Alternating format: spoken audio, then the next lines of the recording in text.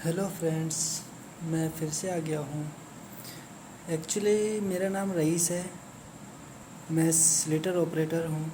मैंने अभी तक भूजी लोंगर की 2 लाइनें कमीशनिंग करवाई हैं, जो अभी बिल्कुल सही चल रही हैं।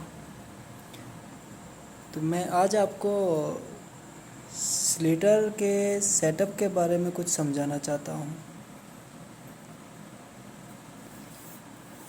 तो स्लेटर का सेटअप जैसे निकालते हैं हम, स्लेटर का बता दूँ, स्लेटर में 2 शाफ्ट होती है।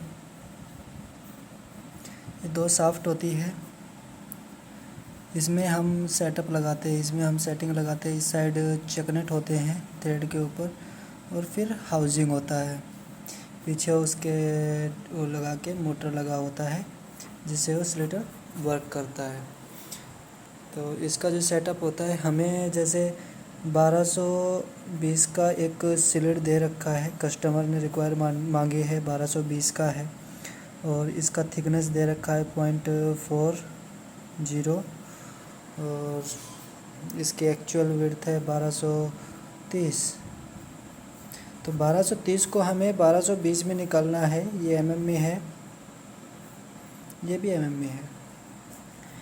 एक्चुअली हम क्या करते हैं कि जो हमें 1220 का जो सेटअप दे रखा है, उसका हमें कस्टमर टॉलरेंस भी देता है कि हमें 5% का टॉलरेंस चाहिए। हमें 1222 भी चलेगा, 1221 भी चलेगा, 1223 भी चलेगा, 1224 भी चलेगा, और 1225 भी चलेगा लास्ट।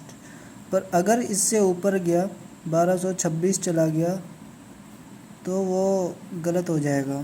तो हमें सिर्फ ये ध्यान रखना है कि हमें 1225 तक की टॉलरेंस दे रखी है, इससे ज़्यादा हमें लेके नहीं जाना। अगर हम इससे ऊपर लेके जाते हैं तो हमारा जो पूरा सेटअप है वो गलत हो जाएगा, पूरा मटेरियल रिजेक्ट हो जाएगा। फिर हमें उसमें दूसरा सेटअप लगा के 1200 आपको 23-24 में उसको निकालना पड़ेगा। अगर 1226 आप निकाल देते हैं तो 24 निकालेंगे, 23 निकालेंगे, 21 निकालेंगे या 22 निकालेंगे। पर 1225 उसको नहीं निकाल पाएंगे, क्योंकि हाफ mm में ट्रिमिंग मुश्किल हो पाता है स्लेटर में चलना। तो फ्रेंड्स, हम क्या करते हैं कि जब कटर में हम 1220 का सेटअप लगा रहे हैं, जैसे ये कटर है, मान लो कि ये 1220 है, और नीचे भी जो कटर है वो सेटअप हो गया। मान लो कि ये सेटअप हो गया। पर हम क्या करते हैं ना कि जो ऊपर जो है, ऊपर वाले शाफ्ट के अंदर पहला स्लेट जो फीमेल का होता है, उसमें हम पूरा 1220 लगाएंगे, या जितनी कस्टमर मांग रहा है। जैसे 1223 हमने लगाया, तो 1223 को नीचे हम कितना लगाएं, तो वो हमें देखना है कि फ़ीमेल में हम कितना लगाएंगे और वो कैसे निकाला जाता है। तो फीमेल में लगाने के लिए 1220 अगर हम लगाए हैं ऊपर, तो 1220 में अगर 10-10 mm के हमारे कटर हैं, तो 10-10 mm 20 हो गया, वो माइनस करेंगे तो ये 1200 हो गया पूरा। क्योंकि कटर जो है वो इस सेटअप के अंदर ही काउंट होंगे, 1220 के अंदर ही काउंट होंगे, अगर वो मेल का सेटअप है। तो अगर फीमेल का सेटअप है तो जो कटर हैं वो काउंट नहीं होंगे, अंदर जो स्पेसर है सिर्फ वही काउंट होंगे।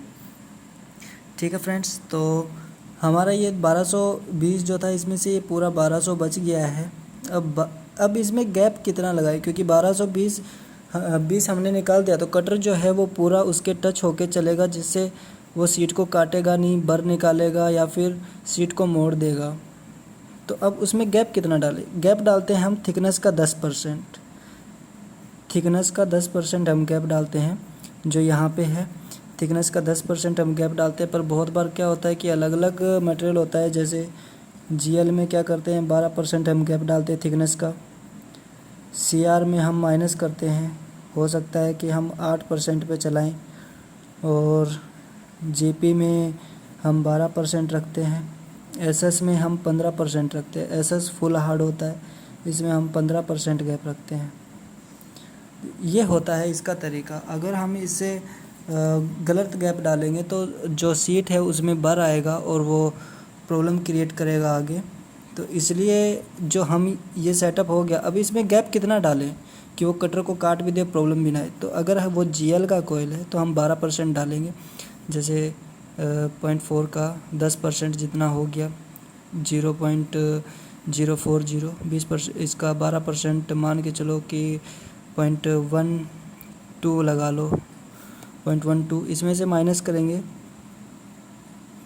1200.00 माइनस करेंगे 0.042